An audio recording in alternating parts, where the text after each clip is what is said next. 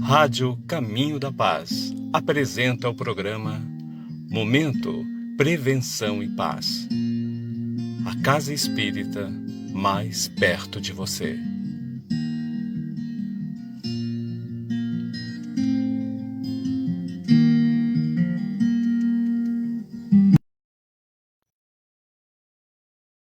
Sou Regiane Maria Senes Frantes, do Grupo de Estudos Boa Nova, Trambuto Central, Quintaolho.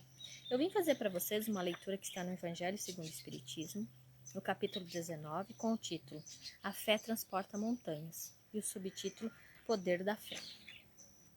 Fé esta que nós precisamos ter neste momento, né?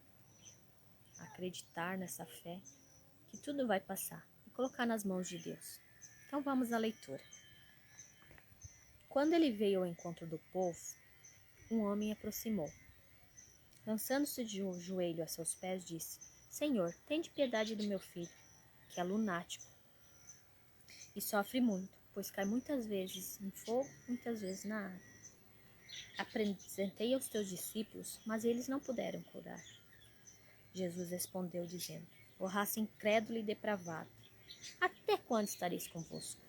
Até quando vos sofrereis? Trazei-me aqui este menino. E tendo Jesus ameaçado o demônio, esse saiu do menino, que no mesmo instante ficou são. Os discípulos vieram então ter com Jesus em particular e lhe perguntaram: Por que não podemos nós, outros, expulsar esse demônio? Respondeu-lhe Jesus: Por causa da vossa incredulidade. Pois em verdade vos digo, se tivesseis a fé do tamanho de um grão de mostarda, direis a esta montanha: transporte-te daí para ali, e ela transportaria. E nada mais vos seria impossível. Isto está em Mateus, capítulo 17, versículo 14 a 20. E continuando a leitura, vem a explicação no Evangelho, né? Que é assim.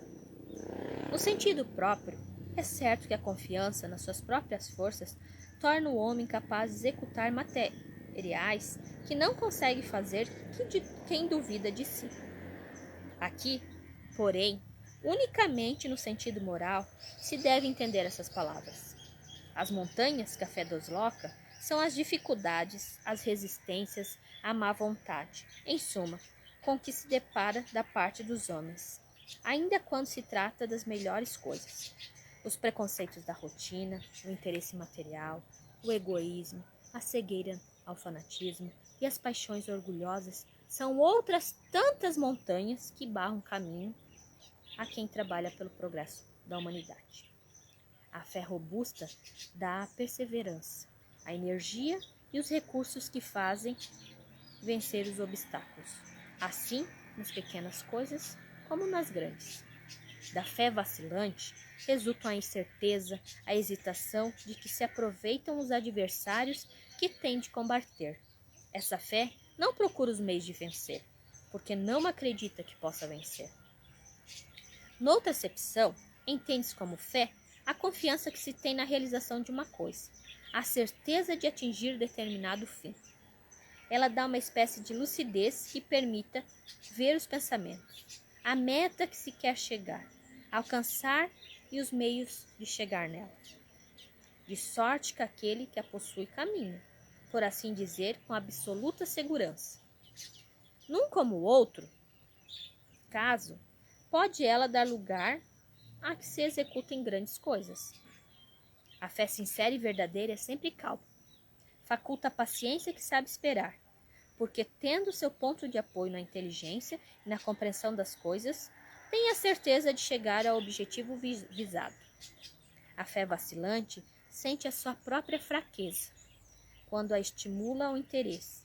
Torna-se furibunda e julga suprir com a violência a força que lhe falece. A calma na luta é sempre um sinal de força e de confiança. Que tenhamos calma. A violência, ao contrário, denota a fraqueza e duvida de si mesmo. Cumpre não confundir a fé com a presunção. A verdadeira fé se conjuga à humildade. Aquele que a possui deposita mais confiança em Deus do que a si próprio. por saber que, simples instrumento da vontade divina, nada pode sem Deus. Por essa razão é que os bons espíritos lhe vêm auxiliando. A presunção é menos fé do que o orgulho. E o orgulho é sempre castigo, cedo ou tarde, pela decepção e pelos malogros que são infligidos. O poder da fé se demonstra de modo discreto e especial, na ação magnética. Por seu intermédio, o homem atua sobre o fluido, agente universal, modifica-lhe as qualidades e lhe dá uma impulsão, por assim dizer, irresistível. Daí decorre que aquele que tem um grande poder fluídico, normalmente junta ardente fé. Pode-se, pela força da sua vontade, dirigida para o bem, operar esses singulares fenômenos de cura a outros, tidos antigamente por prodígios, mas que não passam de efeitos de uma lei natural. Tal é o motivo por Jesus dizer aos seus discípulos: se não os curastes, fosse porque não tinha fé. Então, Jesus é bem claro, dizendo que nós não temos a fé que precisávamos ter, nem do grão de uma mostarda. Se nós tivéssemos essa fé pequenininha, a gente já faria coisas inimagináveis na nossa vida diária. Essa nossa fé, para que nós chegamos nessa fé, nós precisamos ter uma base. Essa base, não adianta só acreditar no que nós cremos, mas precisamos compreender essa fé. Compreender e entender. E como a gente faz isso? Estudando o Êxodo, estudando o Evangelho, para que essa fé aconteça. Essa fé é raciocinada. Então, conseguimos estudar e aprender com ela, cada vez mais. A fé é a mãe de todas as virtudes. E ela só acontece se nós tivermos estudos. Ela é uma centelha divina que está no nosso coração. E quando Jesus fala aqui dessa fé que transporta montanhas, é uma metáfora, né? Ele falava no sentido moral. Resumidamente, é as nossas dificuldades internas, que a gente tem medo e às vezes pensa que não vai conseguir sair dela. Mas se nós tivéssemos um pouquinho dessa fé, nós saíamos de cabeça erguida. E que muitas vezes a gente não consegue sozinho.